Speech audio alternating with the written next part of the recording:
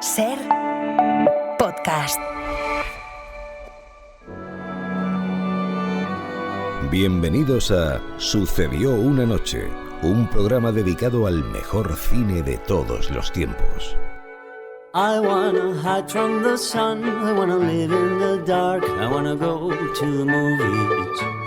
Nobody's waiting outside, but I feel alright, 'cause I'm here on my own. I can kiss Marion and Jane, I can sing in the rain, I can be Superman. I'll never come out again. Las estrellas míticas, los grandes directores, las películas inolvidables. Dirige y presenta Antonio Martínez. Muy buenas a todos y bienvenidos otra semana a Sucedió una noche. Ya sabéis que esto comienza siempre con un breve sumario de los contenidos que tenemos hoy en el programa. Por ejemplo, vamos a hablar de un director fundamental en el cine español de las últimas 6 décadas. Chicos, un momento, por favor, os presento al dire, Fernando. Hola. Fernando Colomo, que cumple nada menos que 80 años. Esta semana tenemos villano de cine en el programa, uno de esos tipos a los que nos encanta odiar. Hi everyone, I'm Bob Gunton. Hola, soy Bob Gunton, o como a veces me dicen, el tipo que hacía de alcaide en Cadena Perpetua. Hemos charlado con el director Paco Ortiz sobre la figura de Antonio el Bailarín, que no solo revolucionó el baile en España, sino que rodó una veintena de películas. Y en la sección de cine de aventuras tenemos la primera película de la saga Piratas del Caribe. La Perla Negra. Sí, yo la he visto. ¿La has visto? ¿Has visto una nave de velas negras, tripulada por almas en pena y capitaneada por un hombre tan malvado que ha sido expulsado del propio infierno? Exacto, esa es. Os lo contaremos todo sobre ella. Empezamos. I wanna hide from the sun, I wanna live in the dark, and I'll never come back. El espectáculo está a punto de comenzar, pero no se alarmen ustedes, no les cobraremos la entrada. Es que yo me pongo enferma con tanta españolada y con tanto trabuco, sombrero catite y patillas. Sucedió en el cine español. Perdone, ¿españolada dice? ¿Y qué se supone que debemos hacer en el cine español? ¿Alemanadas? Sí. ¿Hungaradas? ¿Americanadas? No, hombre, no, pero entiéndame. La historia de nuestro cine.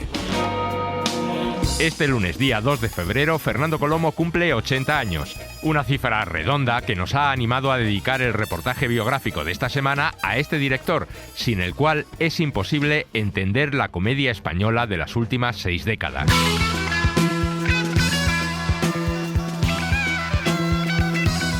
Corría la primera mitad de los años 70 y Fernando Colomo rodaba sus primeros cortometrajes. Cortometrajes como este, Pomporrutas Imperiales. ¿Desea algo? ¿Tiene ustedes algo de ópera? ¿De qué? De ópera. De ópera. Pues ópera... ¿Sí? Estaba pensando que si me dice usted un título concreto a lo mejor es más fácil. Ah, sí, claro. Madame Bovary. ¿No será Butterfly? Butterfly, sí, perdone, discúlpeme, es que soy muy despistado. Fernando Colomo había nacido en 1946, en plena posguerra. Era madrileño, aunque no de Madrid capital. De Navalcarnero. ¿De dónde? De Navalcarnero. ¿Y dónde cae eso? Pues Madrid queda a 30 kilómetros de Navalcarnero. ¿Pero arriba o abajo? Bueno, más bien de lado. El cine siempre fue su vocación. A los 18 años intentó matricularse en la Escuela Oficial de Cine, pero no le dejaron porque se exigía tener al menos 21. Así que estudió primero arquitectura en la universidad y una vez licenciado cumplió su sueño de entrar en la Escuela de Cine. Mi paso por la Escuela de Cine fue muy provechoso. Normalmente todos los días había 2 o 3 películas. Me iba a la escuela, veía cine, hacía contactos, en fin, ibas aprendiendo también cómo se planificaba un poco, cómo los compañeros iban haciendo las prácticas y aprendíamos mucho eso de todos los errores que se iban cometiendo. Al mismo tiempo trabajaba como arquitecto y con lo que ganaba financiaba sus primeros cortos. Su amigo, el director de fotografía, Javier Aguirre Sarobe, no salía de su asombro con él. Javier estaba alucinado porque decía, joder, en el momento en que cobras un chalet te vas a Kodak a comprar negativo, o sea, para rodar, y efectivamente, es que mi obsesión era tener dinero para el negativo, ¿no? Por fin, en 1977, decidió arriesgarse y rodar su primer largometraje. Para financiarlo, creó en régimen de cooperativa una productora, vendiendo participaciones a sus parientes y amigos, a los que también pedía prestadas sus casas para rodar los interiores. Es que, joder, este apartamento es tan pequeño, no sé, si fuera un pelín más grande, claro, si tuviera una habitación más sería suficiente, ¿no? Pero en fin, no sé, ya lo veremos. Unos meses después se estrenaba la película. Serán tigres de papel. ¿Qué? Ah, ¿no sabes lo que son los tigres de papel? No. El imperialismo y las fuerzas reaccionarias son tigres de papel. ¿Y eso qué es? ¿Lo sabes? No. Es una frase de Mao. Con un estilo novedoso que mantenía el espíritu amateur de los cortos, Tigres de Papel reflejaba los cambios, los ideales y las contradicciones de los jóvenes progres durante la transición. Colomo pretendía hacer una película seria, con una fuerte carga ideológica, pero cuando se proyectó en el Festival de San Sebastián descubrió que el público se partía de risa con los diálogos y acabó promocionándola como una comedia. Los grises nos estaban acorralando, ¿no? Entonces nos metimos en un bar muy pequeño que estaba por ahí y entonces estábamos acojonados porque pensábamos que iban a entrar y nos iban a hinchar a hostias. Y entonces ese tío se puso a cantar flamenco. Joder, lo que hace el miedo, macho. Tigres de Papel fue también la primera película de Carmen Maura, que un año después volvía a ponerse a las órdenes del director. ¿Qué hace una chica como tú en un sitio como este? Suelo venir con frecuencia.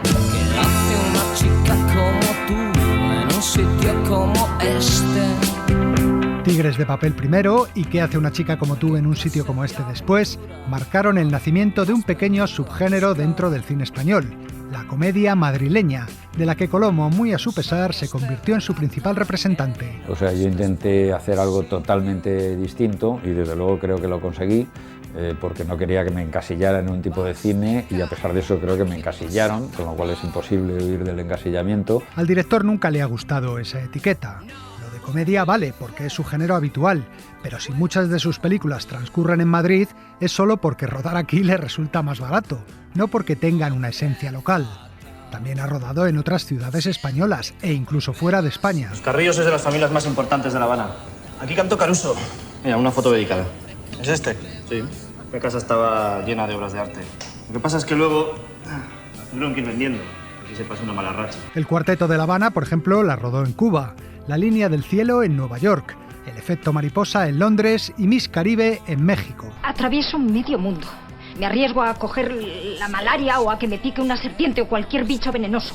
Cuando llego me encuentro con un prostíbulo. Un restaurante asturiano.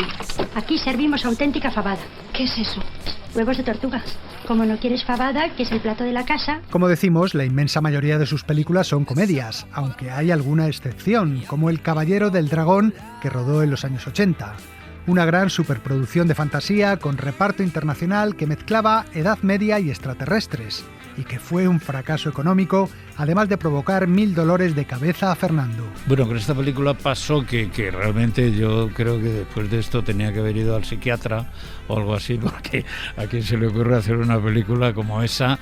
En su momento fue la película más cara del cine español y fue realmente pues, una especie de máster de todo lo que no debes hacer, ¿no? Aprendí muchísimo, ¿no? Y con Klaus Kinski fue la pesadilla del rodaje. Era un tipo imposible, o sea, estaba siempre como cabreado y tal. A lo largo de su carrera, Fernando Colomo las ha visto de todos los colores. Mi vida es una serie de éxito, fracaso, éxito, fracaso, éxito, fracaso, ¿no? Hay, en efecto, en su filmografía bastantes éxitos de taquilla. ¿Por qué te has empeñado en eso? Pues porque es lo que me gusta. Pero bueno, ¿cómo te va a gustar curar la sífilis a degenerados en un cuchitril? Primero, no son degenerados, son enfermos. Segundo, no se trata solo de sífilis, sino de enfermedades de transmisión sexual.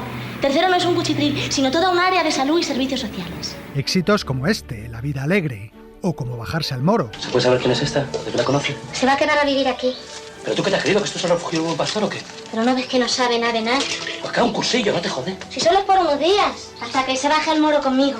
¿Que se va a bajar al moro contigo?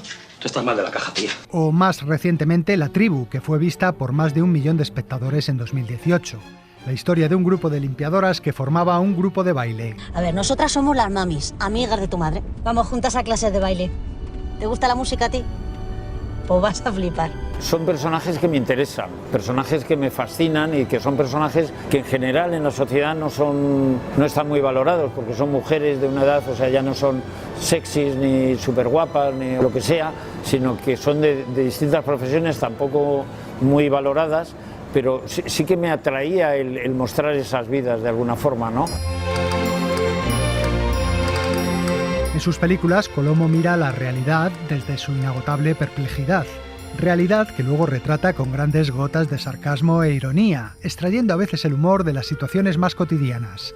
Como dice Antonio Resines... Y si consigues tener la cualidad, que Fernando la tiene, de ficcionar eso, por dentro de cogiendo cosas reales, distorsionarlas un poco, yo creo que está muy bien. Y luego lo que hace muy bien Fernando es que, no siendo realista, es muy realista. Los personajes de sus películas se encuentran a menudo fuera de lugar. Sí, por ejemplo, Joaquín Oristrel, con el que he trabajado muchas veces en guión, y siempre me decía, tú haces siempre la misma película, que es la del marciano, que es como uno que llega, se mete en un sitio que no conoce y va como asombrando y descubriendo todo un mundo, ¿no? Los temas que trata son muy variados. El mundo de la música clásica en Alegre Manontropo, el choque de culturas y la inmigración en el Próximo Oriente. ¿Y los terroristas también rezan?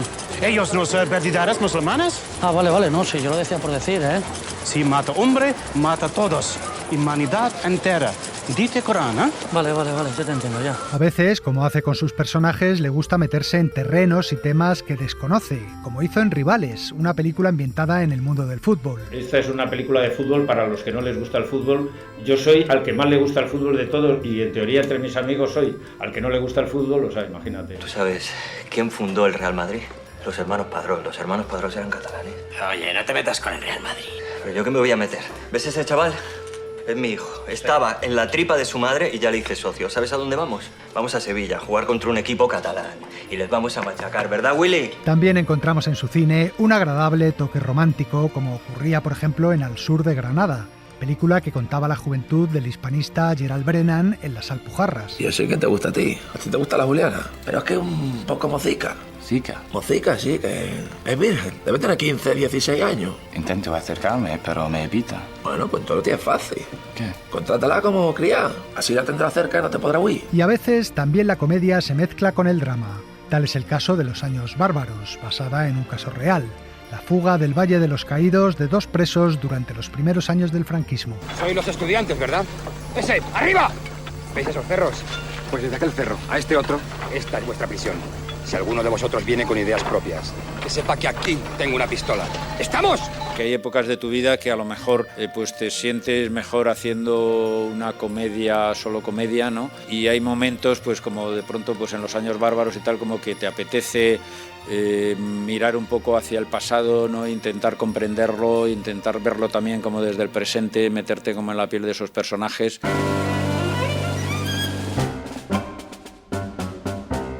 Uno de sus temas más queridos y que aparece en varias de sus películas es el mundo del arte. Pablo, ¿qué estás haciendo? ¡Baja! Deja, no hagas tonterías. Venga por mí. Yo no he hecho nada, Fernando. Lo sé. Creen que fui yo quien robó la Gioconda. Tranquilo, si fuera así, habrían mandado a más policías, ¿no? En la banda Picasso nos mostraba al pintor de joven, acusado de estar involucrado en el robo de la Gioconda. También el mundo del arte es el tema central de su última película, Las delicias del jardín, en la que él mismo y su hijo, el pintor Pablo Colomo, interpretan a 2 artistas que han de trabajar juntos en un cuadro basado en el Jardín de las Delicias del Bosco. Esto es una locura. Yo creo que este tío, macho, era hijo único o se metió en las setas equivocadas. O sea... Que no sé ni por dónde empezar. Eso sería el paraíso, ¿no? Sí. Eso. Y el centro sería el mundo actual, ¿no? Sí, bueno, el presente. El presente, vale. O sea, aquí pues podríamos meter la sociedad de consumo, el capitalismo... Bueno, el socialismo, la agencia tributaria... La verdad es que ha sido de una forma muy natural, porque vivimos juntos, o sea, y es una historia de un padre y un hijo que viven juntos. Y pasa la vida,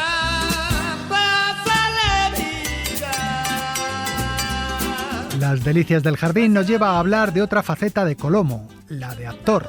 El director aparece en pequeños cameos en muchas de sus películas, pero también en papeles secundarios de películas ajenas. Por ejemplo, a estas alturas me da cierta pereza lo de tener un hijo, ¿no? Y sé que ya lo está deseando y me da bastante rabia que pierda el tiempo conmigo, ¿no? No sé, es una situación bastante complicada. ¿Pero tú crees que quiere tener un hijo? Seguro, o sea, cuando una mujer rechaza algo es porque en el fondo lo está deseando. Aquí le escuchamos en Todo es mentira, de Álvaro Fernández Armero. La verdad es que me escogió porque me vio en otra intervención anterior, que era en ¿Por qué lo llaman amor cuando quieren decir sexo? y dice que estaba viendo, cuando ve mi personaje, dijo, hombre, este actor me podía venir bien al personaje este de Alejandro, y entonces cuando vio los títulos de crédito al final dijo, anda, pues si es Colomo, pues entonces qué putada, pues no lo va a poder hacer, no lo hará o tal, y luego dijo, ¿por qué no lo iba a hacer? Entonces me llamó a casa y claro, me dio como una de las grandes alegrías de mi vida, ¿no? Y a veces se crece y los cameos y papeles secundarios se le quedan cortos. Tanto en Las delicias del jardín como en otra película suya, La isla bonita, Colomo es el principal protagonista. Por esta última, La isla bonita fue incluso nominado al Goya como actor revelación. Fernando, ¿me vas a contar qué ha pasado o qué? Me ha dado calabazas. Joder, Fernando, eres la leche, ¿eh? ¿Quién no? ¿Por qué? ¿Cómo que por qué? Mira, vale que te enamores cada 2 por 3. Pero... ¿Yo me enamoro cada 2 por 3? Tú. Joder, mira, hace nada con Lorena, la de recepción. Y antes que me dices Aurora, Laura, la de creatividad, es que no paras, tío. También destaca su faceta de productor, que comenzó en 1980 produciendo Ópera Prima de Fernando Trueba.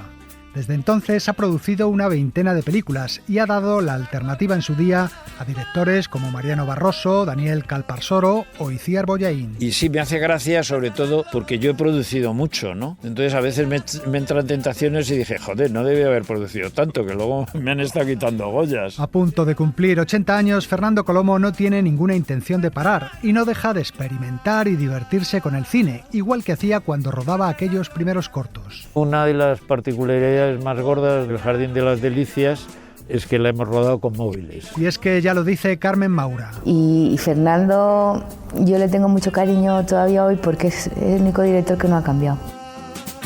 Y pasa la vida, igual que pasa la corriente cuando el río calma. Y yo camino diferente, donde me quiera llevar. Y ahora llega vuestro turno. Es el momento de que intentéis adivinar los 3 títulos de nuestro juego de las películas de esta semana. Hay 100 mujeres mucho más guapas, 1000 mujeres más inteligentes, pero tú tienes una virtud que la supera a todas. ¿Cuál es? ¡Tu dinero! Padre. No tienes nada más. Me estás diciendo unas cosas terribles.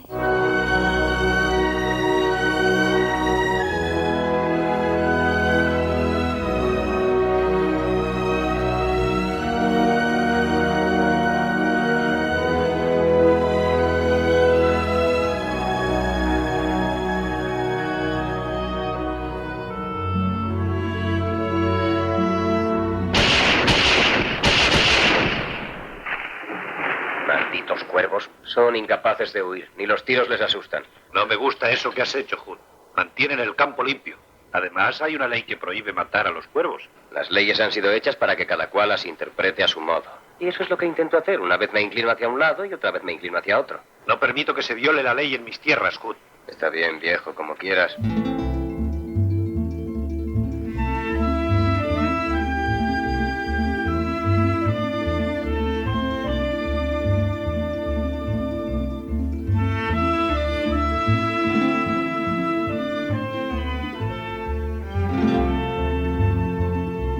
No te preocupes.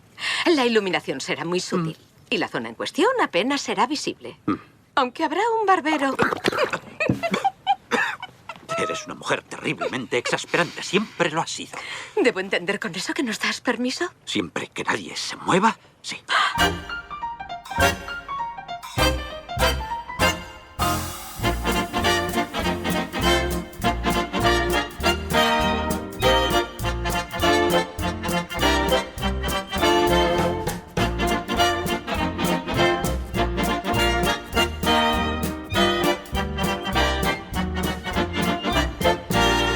Bueno, vamos con las respuestas. Empezábamos con un clásico de William Wyler de los años 40, La heredera.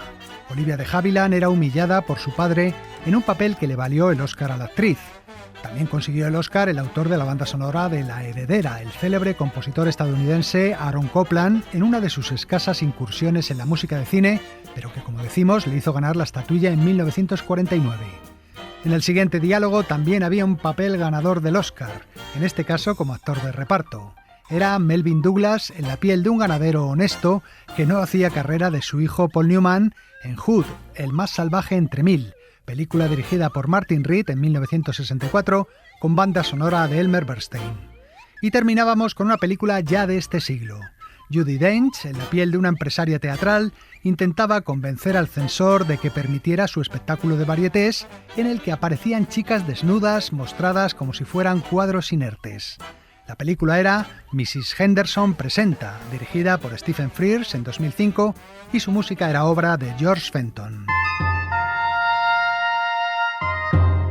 Esos tipos a los que nos encanta odiar. Así que usted, en esencia, ha descubierto lo que se le da bien. Todas las pelis necesitan un malvado. Una colección de villanos inolvidables del cine. Siento por ellos un odio especial.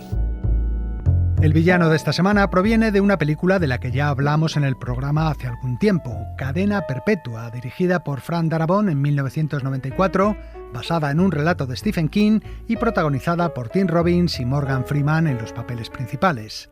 El villano en cuestión es Samuel Norton, el alcaide de la prisión donde transcurre la película, un personaje al que no resulta difícil odiar. Por el poder que me otorga el estado de Maine, yo le condeno a cumplir 2 cadenas perpetuas consecutivas, una por cada una de sus víctimas. ¡Que se cumpla!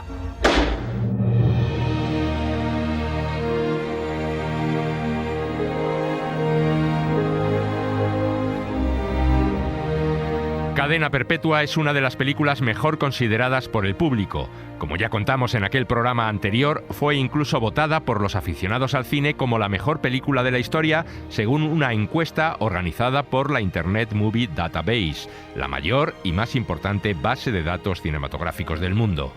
En Cadena Perpetua, Tim Robbins interpreta a Andy Dufresne, un banquero encarcelado por el asesinato de su mujer y el amante de esta, unos crímenes que él no cometió. Mala suerte, supongo. Me tocó a mí, eso es todo. Durante todos los años que pasará encerrado, su mayor empeño será evitar que la cárcel lo deshumanice y mantener viva la esperanza. Pero 3 personajes antagónicos se lo van a poner muy difícil. Si os tiro estos, quedaréis ciegos. Cariño, cállate. Eso es. Tu pelea. Así me gusta más.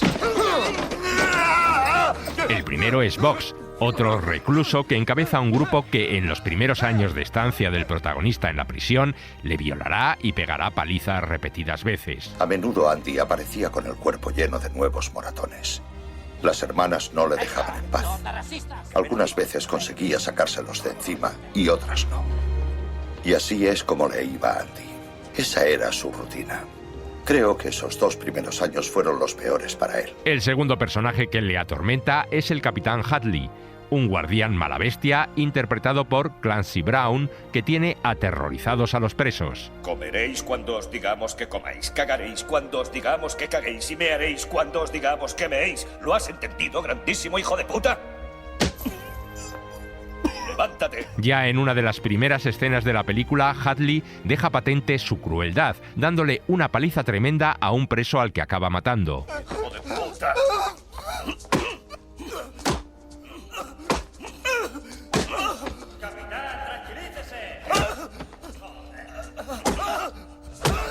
Por cierto, que Clancy Brown contaba una anécdota al respecto de esta escena. Más adelante en mi carrera volví a encontrarme con el actor que hacía de preso y lo maté otra vez. Fue en la serie Urgencias. Yo hacía de médico y él de paciente. Entonces le daba una ampolla contra la epilepsia y algo salía mal y me cargaba al hombre. Así que lo maté 2 veces.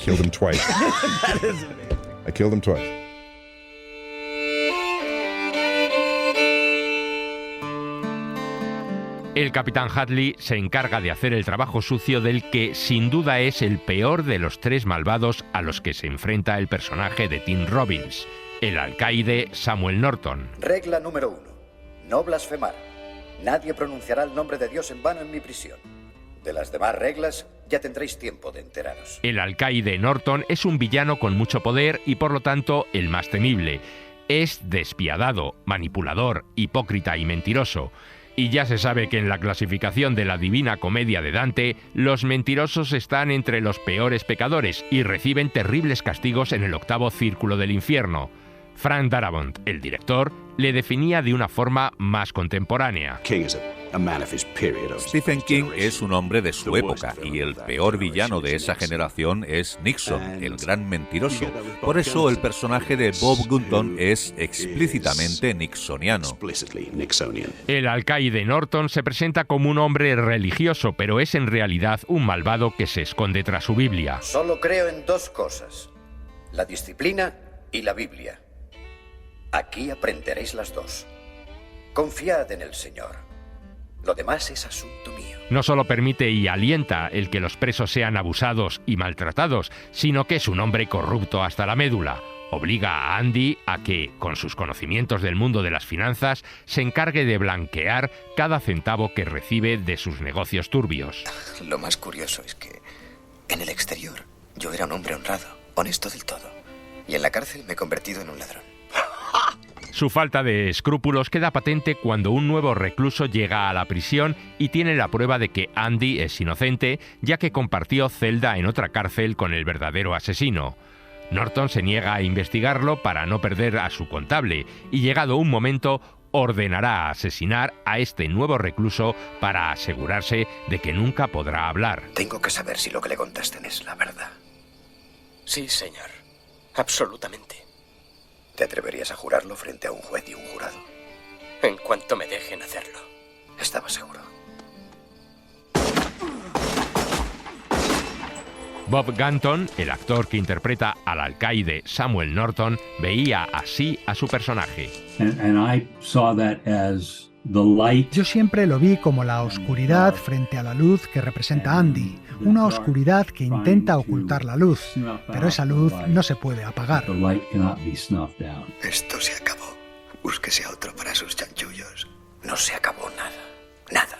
O cumplirás la condena más dura que existe, sin protección de los guardas.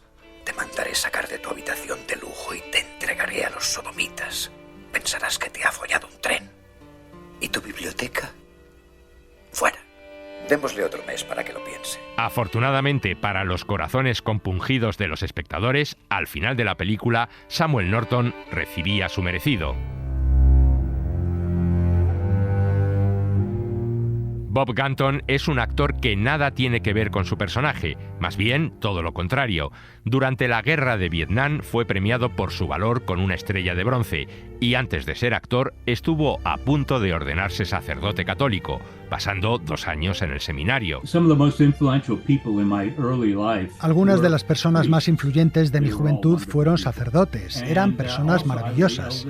Por otro lado, yo era el hijo mayor de una familia profundamente católica y ya de niño quería ser o bien policía, o bien actor, o bien sacerdote, que era mi tercera opción. Empecé a estudiar para ello, pero finalmente lo abandoné cuando elegí ser actor. Su primer papel destacado fue en Broadway. Daba vida al presidente argentino Juan Domingo Perón en la producción original del musical Evita, personaje por el que fue nominado al premio Tony. Después le vimos en papeles secundarios en películas como Nacido el 4 de julio, Tiempos de Gloria o Juego de Patriotas, hasta que su carrera dio un vuelco cuando fue llamado al casting de Cadena Perpetua para un papel que previamente habían rechazado actores como Dennis Hopper o Robert Duvall. Una prueba que, por cierto, Gunton hizo con peluca. Yo estaba rodando Demolition Man y quizá recuerden que mi personaje en esa película era calvo. Por eso había tenido que afeitarme completamente la cabeza. Pero yo no quería hacer el personaje del alcaide sin pelo, porque el pelo serviría luego para, con sus cambios, ir marcando el paso del tiempo. Así que encargué que me hicieran una peluca.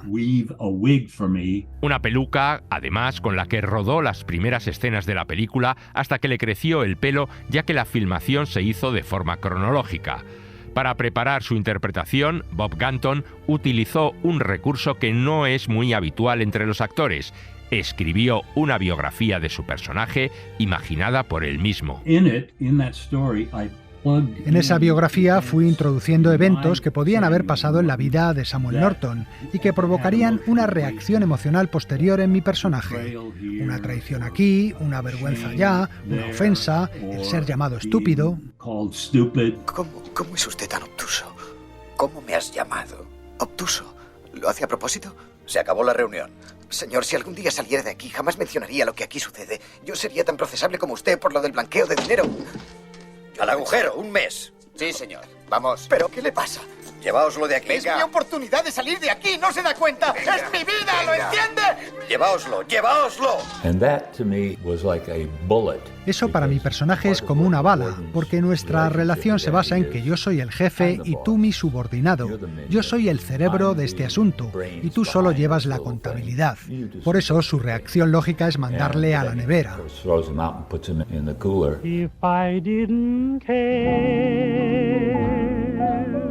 Cadena Perpetua y su personaje de Samuel Norton dieron un impulso a la carrera de Bob Gunton, al que hemos visto posteriormente como secundario en numerosas series de televisión y películas como Argo, La tormenta perfecta, Patch Adams o Medianoche en el jardín del bien y del mal. En la actualidad el actor tiene 80 años y aún sigue en la brecha, pero Cadena Perpetua sigue siendo la película más recordada de su carrera y de la que él mismo se siente más orgulloso. He estado en los 5 continentes y allá donde he ido, especialmente cuando era más joven, pero aún hoy en día, me encuentro con gente que me mira con recelo y cierto temor porque se acuerda del personaje. Da igual que yo sea un tipo encantador, lo entiendo y me enorgullece porque de esa forma están rindiendo homenaje a una película que significa mucho para muchas personas.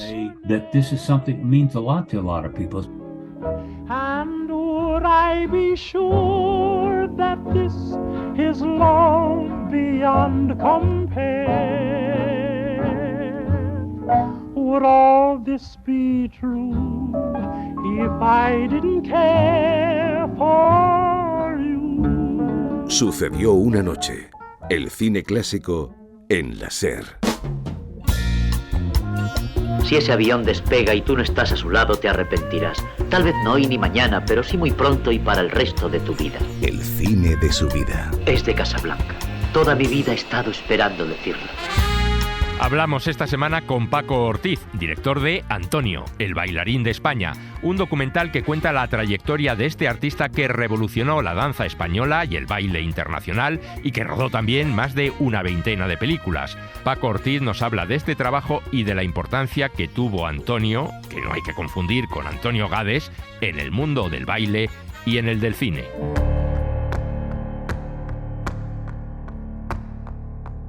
Es uno de los objetivos de este documental, que mucha gente confunde a Antonio con Antonio Gades, ¿no? Cuando uno tiene apellido y otro no. Antonio Gades también es un gran bailarín, ¿no? Él lo dice, ¿no? Dice, ¿qué diferencia hay entre Antonio y Antonio Gades? Dice, pues nada, solamente que yo tengo más experiencia, he viajado más por el mundo, claro, pone en evidencia lo que es real, ¿no? Que la trayectoria de Antonio es mucho más larga, mucho más importante que la de Antonio Gades. ¿Alguien me puede decir quién fue Antonio? ¿Nadie? ¿Ni por allí tampoco? Bueno, no pasa nada, os lo cuento yo. Mirad, Antonio Ruiz Soler, conocido popularmente como Antonio el Bailarín, ha sido la figura más importante de la danza española del siglo pasado. Me parece muy grave que haya un instituto que se llame Velázquez o Picasso y la gente no sepa por qué tiene ese nombre, ¿no? Como hay un conservatorio que lleva el nombre de Antonio y que los chicos que estudian allí no sepan quién es esa figura, ¿no? Nací en Sevilla, era el más pequeño de una familia bastante numerosa. Tenía una gran afición a la danza, desde pequeñillo. Apenas estudié, me escapaba de la escuela para irme al son de los organillos de Sevilla, bailando a través de las calles. Que en España enterramos muy bien y olvidamos mejor. Y es verdad, parece que nos olvidamos muy pronto de grandes figuras de todas las disciplinas y de todos los conceptos, quizás, ¿no? Vale, ya sabemos que Antonio es el gran maestro, o al menos quien hizo más popular a la danza española. ¿Pero qué es la danza española? Para que lo entendáis, la danza española se puede definir como una síntesis de 4 estilos diferentes. Está el folclore, la escuela bolera, el flamenco y la danza estilizada. Yo creo que un bailarín también es parte de nuestra memoria histórica, esa que estamos reivindicando. También la conforman gente como Antonio, que exportaron nuestra cultura. Bueno, fue tal triunfo esa noche. A nosotros nos habían anunciado únicamente 6 únicos recitales de danza. Y dimos 54. Fue un éxito verdaderamente increíble. En los espectáculos de Antonio también viajaba Albéniz. y falla. Y también iba la voz de Mairena o de Chano Lobato, de otros grandes artistas que también acompañaba. En algunos de sus espectáculos los figurines, los escenarios eran dibujos de Picasso. Estamos hablando de que alguien que exportaba la cultura de España por todo el mundo a un gran nivel y con una gran calidad. Antonio es una figura totalmente a reivindicar, ¿no?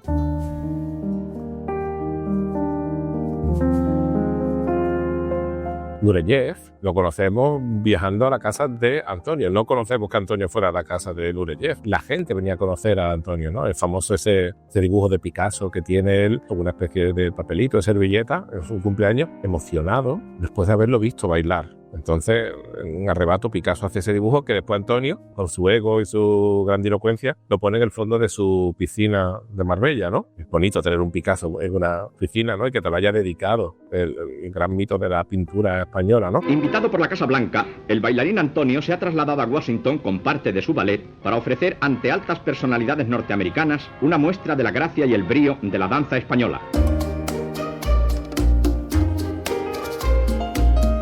Estamos hablando de más de 26 películas. Es verdad que muchas de ellas solamente interviene bailando, ¿no? He aquí el mago de nuestra historia. ¿Que no encuentran ustedes su varita mágica? Está en sus pies. Nuestro personaje se llama sencillamente Antonio. Pero es verdad que precisamente en esa lo que más destacable son de algunas de esas películas es el baile, ¿no? Hay carteles tuyos por todo Madrid. Antonio, Antonio, Antonio, y en la prensa no se lee otra cosa. Abajo las órdenes de Forqué. En Hollywood está con Busby Berkeley. Pocas personas pueden presumir a veces de una filmografía tan importante, ¿no? Bueno, Antonio, ¿qué pides? ¿Una cara nueva? Ahí están las caras. Intenta encontrar una con personalidad. Eso, con personalidad y con... ¿Cómo se llama eso que tienen los alemanes? Ganas de trabajar. Exacto, ganas de trabajar. Películas como Luna de Miel y La Nueva Cenicienta, donde Antonio se interpreta un poco a sí mismo. Él mismo se llama Antonio, ¿no? En esa película, y es un gran bailarín que tiene su estudio, que es su propio estudio, ¿no? Esa doble visión es muy interesante. Era usted. ¿Y cómo no le reconocí? Por la misma razón que yo no te vi a ti. Tu baile tuvo la culpa. Estabas bailando en la calle. Su hija baila en la calle, en su casa, y hasta puede bailar en la punta de una lanza. Es una maravilla. Lleva el baile dentro de ella. Y quizás junto con Marisol, durante un periodo de nuestro país, eran los dos personajes más reconocidos internacionalmente. Marisol en el cine, Antonio en la danza, ¿no? Señor Echarri, la costumbre es pedir a un padre la mano de su hija. Bueno, pues yo le pido sus pies. Quiero que sea mi pareja de baile. Lo que seguro es que ambos proyectaban una imagen muy diferente de la dureza que se estaba viviendo en España con un régimen autoritario, ¿no? Marisol, una chica pispireta, rubia, con ojos claros, siempre sonriente. Antonio, un gran nivel de la cultura dancística y musical de nuestro país. Ambos ocultaban quizás la podredumbre que existía en un sistema tiránico, ¿no? Ahora que las caracolas yacen ya dormidas, ahora que la negra muerte me observa y me envidia. Antonio es un genio, un ídolo que siempre está ascendiendo, que siempre está subiendo, es como Ícaro, ¿no? Marquesa, ¿quién es Antonio? ¿No le conoce? No. Pues es Antonio. ¿Antonio? El mejor bailarín de España. De verdad no le conocía. De verdad que no. Hasta que llega un momento que no gestiona bien en el final de su trayectoria sus últimos movimientos y de repente todo a partir de ahí es una debacle. Antonio acaba padeciendo aquello que más temía, que acabar sentado en una silla, ¿no? Antonio acaba siendo abandonado por esa aristocracia que antes la admiraba, acaba no cogiendo las llamadas. Los admiradores de Antonio, el bailarín, le dan su último adiós en Madrid. Numerosas personas, no solo gente del mundo de la danza, han pasado esta mañana por el que fue su estudio, donde hasta esta noche estará instalada la capilla ardiente. Su legado, una vez después de su muerte, es atomizado y está distribuido por toda España, cuando él lo que quería es que todo eso que él había aglutinado durante su vida formara parte de un museo, hubiera algunos premios que pudieran llevar su nombre, que su estudio fuera un centro público para la danza. Es muy triste ver todo lo que ha sido el éxito y la gloria de Antonio acabe de una manera pues tan triste y tan penosa como ha ocurrido. Y quise volar y dibujar el aire con mis pies, y quise volar hasta la estrella y renacer. Sucedió una noche. El cine clásico en la SER. Jack Bourbon presenta En pos de la aventura. ¡Rumbo a estribor! ¡Arriba con esas velas! ¡Ya no hay cadenas que nos aten! Las mejores películas de un género emocionante y liberador. No dormiré en toda la noche. ¡Menuda aventura! ¿Qué tal, amigos? Cuando en octubre de 2002 arrancó el rodaje de Piratas del Caribe, La maldición de la perla negra, la Disney no las tenía todas consigo. El cine de piratas parecía muerto por entonces y en los años anteriores todas las películas que se habían hecho sobre el tema habían fracasado. Películas como Piratas de Roman Polanski y en especial La isla de las cabezas cortadas de Renny Harlin, que había llevado a la quiebra a Carolco, la productora de Terminator 2. Además, la experiencia anterior de una película basada en una atracción de los parques Disney, la de los osos montañeses con la película Osos a todo ritmo, también se había estrellado en la taquilla. Por si fuera poco, el reparto de la película no parecía tener un gran tirón comercial. Johnny Depp era más conocido por actuar en películas de culto que en superproducciones. Keira Knightley tenía muy poca experiencia en Hollywood. Y el australiano Geoffrey Rush era un excelente actor, sí, pero con poco reclamo en taquilla. Así las cosas, la mejor baza comercial parecía ser la de Orlando Bloom, popular por entonces gracias a su papel de Legolas en la saga del Señor de los Anillos. La jugada podía haber salido muy mal, pero afortunadamente la cosa funcionó y los piratas consiguieron hacerse con un gran botín.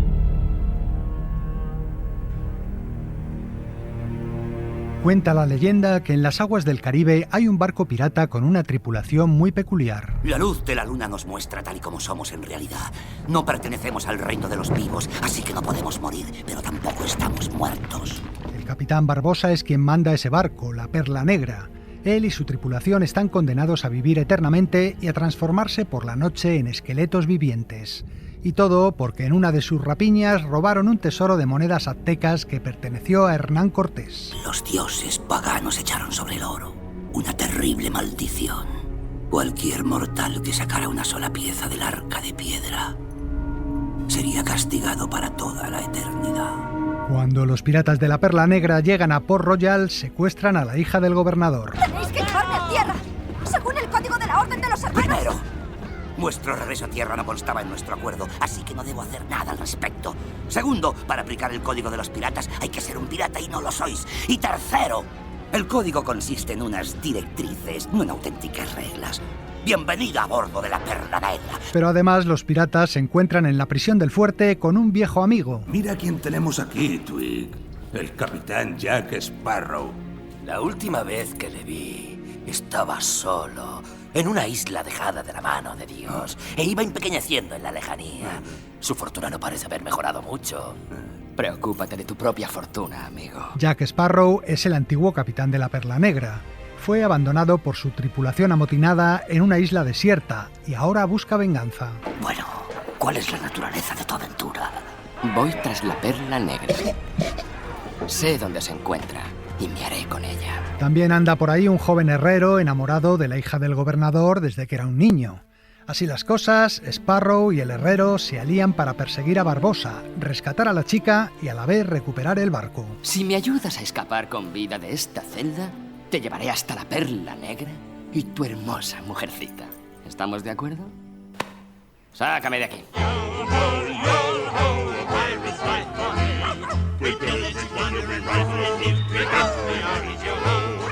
Desde hacía tiempo, la Disney le daba vueltas a la idea de hacer una película basada en la atracción mecánica de sus parques temáticos Piratas del Caribe.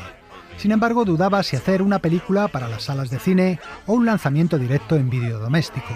Y en estas entró en escena el productor Jerry Bruckheimer, famoso por sus producciones de gran espectáculo, que convenció al estudio para invertir un gran presupuesto y hacer las cosas a lo grande. Espero que elevemos el género de piratas a un nuevo nivel. Esa es nuestra intención.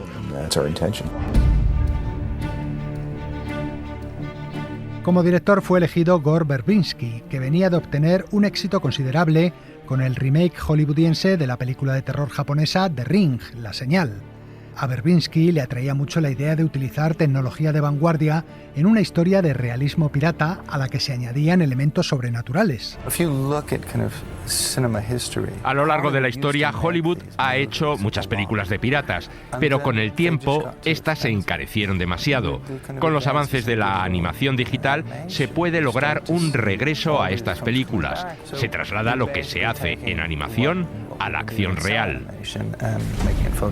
Pero no todo iban a ser efectos digitales. Gran parte de la magia de la película debía surgir de los protagonistas. Es una historia de personajes. ¿Quién sabe qué? ¿Quién no lo sabe? ¿Y quién se va a aprovechar de quién? Y aquí fue donde Johnny Depp resultó esencial, creando un personaje muy carismático que acabó adueñándose por completo de la película. Jack Sparrow, ¿no es así? Capitán Jack Sparrow, si nos importa. Un personaje que homenajeaba el humor visual del cine mudo en sus gestos y movimientos, y era a la vez fanfarrón, tramposo y parlanchín. No soy honesto. Y de un hombre que no es honesto solo se puede esperar que no sea honesto. Honestamente, es con los honestos con los que hay que tener cuidado. Según sus propias palabras, el actor basó parte de su caracterización en Keith Richards, el guitarrista de los Rolling Stones, convencido de que los piratas eran los rockeros del siglo XVIII. ¿Has hecho trampa? ¿Soy pirata? En lo único que flaqueó Johnny Depp fue al parecer en los duelos a espada. Muchacho, ¿crees que es acertado cruzar la espada con un pirata? Has amenazado a la señorita Swan. Solo un poco. Según el entrenador de esgrima, en los diferentes duelos que hay entre Orlando Bloom, Jeffrey Rush y Johnny Depp, este último resultaba el más torpe y al que más tuvieron que doblar los especialistas. El actor se defendía diciendo que él tenía que incorporar los gestos de su personaje al combate, y eso lo hacía más complicado. No me venciste. Obviaste todas las reglas. En una pelea justa te habría matado. Las peleas justas no resultan muy estimulantes. Memorable resultaba también Jeffrey Rush en su papel de villano, y no desmerecían el héroe Orlando Bloom o la aguerrida Keira Knightley. ¡Ahora sabrás lo que es sufrir! ¡Si quieres sufrir! Prueba ponerte un corsé. Cuando leí el guión me pareció que iba a ser fácil. Iba a ir sentada en carruajes, con vestidos bonitos, algo divertido.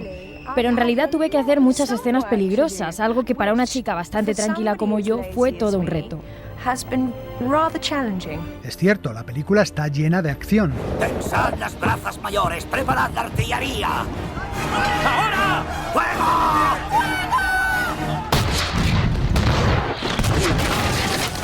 Gore Verbinski de nuevo. Tienes que ser fiel al género. Tiene que haber grandes duelos a espada y mucha acción. Hay escenas espectaculares. El asalto a la ciudad, la huida de Jack, hay una batalla naval entre barcos o el ataque sorpresa al barco interceptor en el clímax del tercer acto. La pareja de guionistas Ted Elliott y Terry Rossio, responsables de éxitos anteriores como Aladdin, La Máscara del Zorro o Shrek, creó una aventura que nunca decaía en interés, con un ritmo trepidante y mucho sentido del humor. Tú, marinero, ¿posees coraje y valor para acatar órdenes y permanecer fiel ante una muerte casi segura? Es mudo, señor. Al pobre diablo le cortaron la lengua. Enseñó al loro a hablar por él. Loro del señor Cotton. La misma pregunta. ¡Arriad velas! ¡Arriad velas! Entendemos que eso significa sí. Por supuesto. Jerry Bruckheimer, productor. Queríamos hacer una película entretenida y para ello tiene que haber muchas curvas. Los piratas deben de ser auténticos, deben dar miedo y ser salvajes, pero a la vez tiene que haber humor en la historia. Debe de ser una aventura en la que desearías participar y ha de haber también fantasía. La idea de que los piratas estén malditos es el elemento que hace que sea algo realmente especial. Había referencias y homenajes a clásicos del género de piratas como el Capitán Blood, el temible Burlón o la Isla del Tesoro, y también a la atracción de los parques Disney, como esa escena de los tres presos intentando coger la llave de la celda que sostiene un perro en la boca.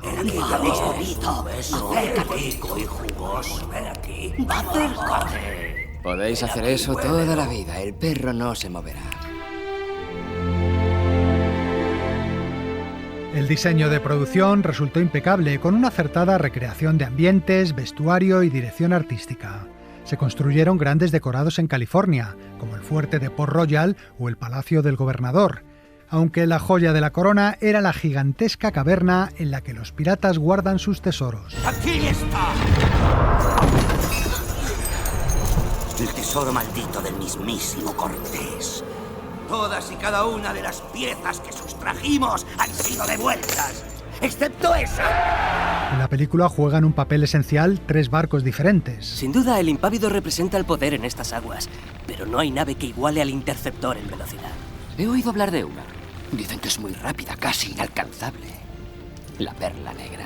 La Perla Negra y el Impávido eran en realidad diferentes secciones de sus cascos montadas sobre barcazas, pero para el Interceptor alquilaron un barco real, una réplica de una nave del siglo XVIII llamada Lady Hamilton, que transformaron según las indicaciones del departamento artístico, añadiéndole cañones y otros elementos. ¡Gracias, Comodoro, por preparar el barco para nosotros! Los exteriores de la película se rodaron en las islas de Saint Vincent y las Granadinas. Bienvenida al Caribe, querida. En esas aguas se construyeron, por ejemplo, los muelles de Port Royal y Tortuga. Finalmente entraron en acción los chicos de la Industrial Light and Magic, con sus efectos visuales. En una película con piratas fantasmales, los efectos especiales debían de ser de primera, y estos no decepcionaron. ¡Al abordaje! El gran festín digital llega con la batalla a bordo del Interceptor, entre los piratas convertidos en esqueletos y los soldados de la Marina Real.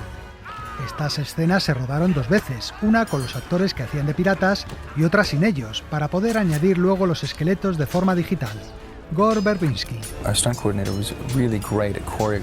El coordinador de escenas de riesgo coreografió las secuencias. Era complicado para su equipo y para los cámaras definir la composición, filmarla con los soldados y los piratas y luego sin los piratas, que serían sustituidos por imágenes digitales. Filmas un espacio vacío y piensas, ahí es cuando golpea a ese tipo.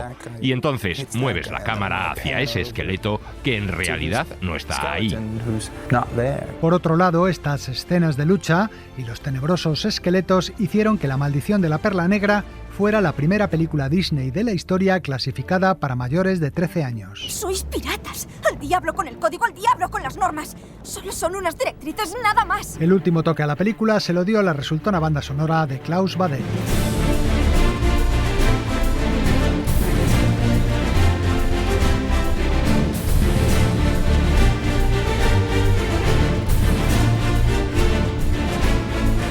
Piratas del Caribe, La Maldición de la Perla Negra resultó un entretenimiento palomitero de primer nivel. Recibió críticas favorables y fue nominada a 5 Oscars, entre ellos uno como mejor actor para Johnny Depp. Pero sobre todo fue un gran éxito económico, recaudando más de $650 millones que multiplicaron por 4 el presupuesto invertido. Estaba claro, la maldición del cine de piratas había terminado. ¡Caballeros! ¡Nuestras esperanzas siguen en pie!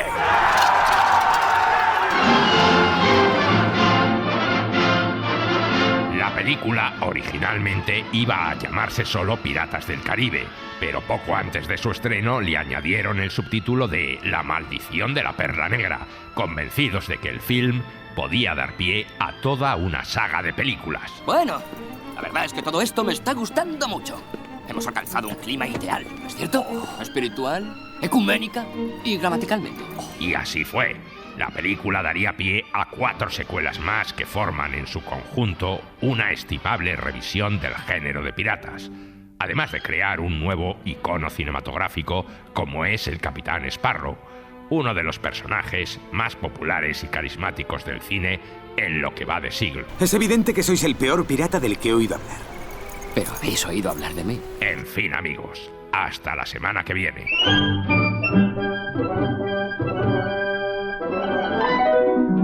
Continuará. And the Oscar goes to... We are really honored to present the award for Best Song in a Motion Picture. Hoy vamos a cerrar el programa con un clásico de la música de cine que ganó el Oscar a la mejor canción en la ceremonia de 1961. Se trata de Los Niños del Pireo, la canción que cantaba la actriz Melina Mercouri en la película Nunca en Domingo, de Jules Dassin. La actriz griega fue nominada al Oscar por su papel de prostituta que ejerce su oficio junto al puerto del Pireo, cercano a Atenas, y ganó el premio a la mejor actriz en el Festival de Cannes. Con su voz profunda, Melina cantaba en la película esta canción de aire mediterráneo compuesta por Manos Hatzidakis, que habla de ese puerto que su personaje ama y de los niños que allí cantan y se bañan. Los niños del Pireo fue un éxito en todo el mundo y de ella se han grabado muchísimas versiones. Con la auténtica, la original que cantaba Melina Mercouri en griego, nos despedimos hasta la próxima semana. Adiós. Το παράθυρο μου στέλνω 1, 2 και 3 και 4 φίλια που φτάνουν στο λιμάνι 1 και 2 και 3 και 4 πουλιά. Πως ήθελα να έχω 1 και 2 και 3 και 4 παιδιά. Πόσα θα μεγαλώσουν όλα να γίνουν λεβένες για χάρη του Πειραιά. Όσο κι αν ψάξω δεν βρίσκω άλλο λιμάνι, τρέλη να με έχει κάνει όσο το Πειραιά. Που όταν βραδιάζει τραγουδιά μαραδιάζει και τις πένιες του αλλάζει, γέμιζε από παιδιά.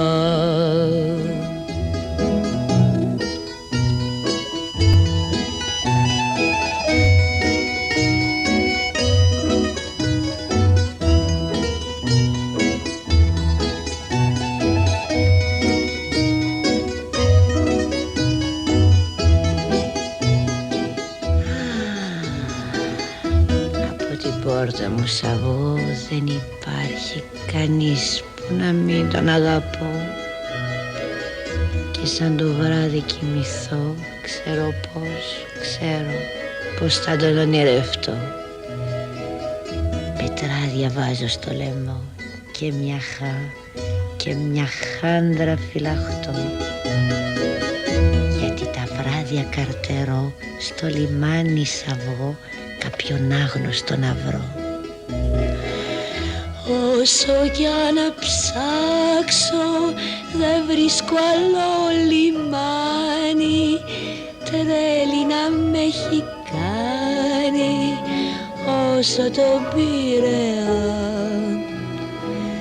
Που όταν βραδιάζει τραγουδιά μαραδιάζει και τις πένιες του αλλάζει, γέμιζε από παιδιά.